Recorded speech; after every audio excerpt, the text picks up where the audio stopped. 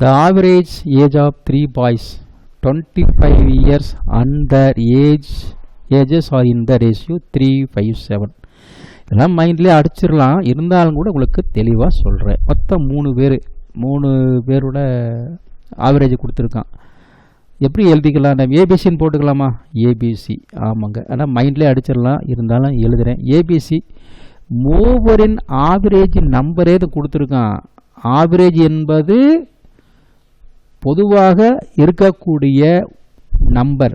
வார்த்தையை கவனிச்சுங்க, பொதுவான நம்பர். அதை அவன் கொடுத்துட்டான். ஆவரேஜ் ஏஜ் ஆஃப் 3 பாய்ஸ், ஒவ்வொரு ஆளுக்கும் ஆவரேஜ் 25 தான். அப்படின்னா 3 பேர்த்துக்கு போட்டால் அப்படி என்ன கிடைக்கும்? அது மல்டிபிள் பண்ணால் ஒரு நம்பர் கிடைக்கும். இது அப்படியே வச்சுக்கோங்க, பெருக்க வேண்டிய விஷயமே இல்லை, அப்படியே இருக்கட்டும். அதுக்கப்புறம் பாருங்கள், ரேஷியோ கொடுத்துட்டான். 3, 5, 7ன்னு கொடுத்துட்டான். 3, 5, 7ன்னு கொடுத்துட்டான். இதை மல்டிபிள் பண்ணால் நம்மளுக்கு ஒரு நம்பர் கிடைக்கும், அது அப்படியே இருக்கட்டும். இதை கூட்டுங்க. ஏன் அப்படின்னா மொத்தம் தானே இது.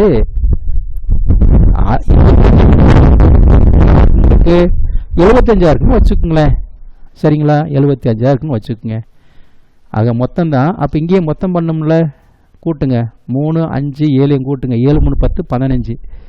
எனக்கு ஆவரேஜ் என்ன கிடைக்கும்? 3 தான் கிடைக்கும். ஆவரேஜ் 3 கிடைக்கும் அப்படின்னா போருங்க, சாரி, ரொம்ப கவனமாக இருக்கணும். 15, 5 கிடைக்கும் ஆவரேஜ் நம்பர், கரெக்டுங்களா? ஆமாம், ரொம்ப கவனமாக இருக்கணும். ஏவோட வயசு கேட்குறான். ஏவோட வயசுன்னா 3 மடங்கு வயசு அப்படின்னா 5 × 3 என்னவா இருக்கும்? 15 வயசாக இருக்கும், அவ்வளோதான். இப்போ பியோட வயசு தேவைப்பட்டுச்சுன்னா 5 × 5 25 வயசாக இருக்கும், அவ்வளோதான்.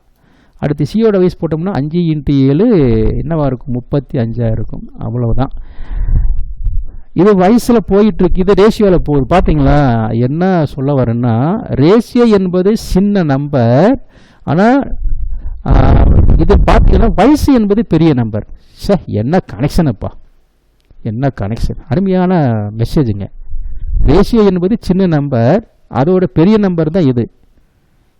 அப்போ ஆவரேஜ் எப்படி போடணும் அப்படின்னா 3 மடங்கு 15 எனில் 1 மடங்கு என்ன அடிச்சோம்னா 5 தான் ஆவரேஜ்.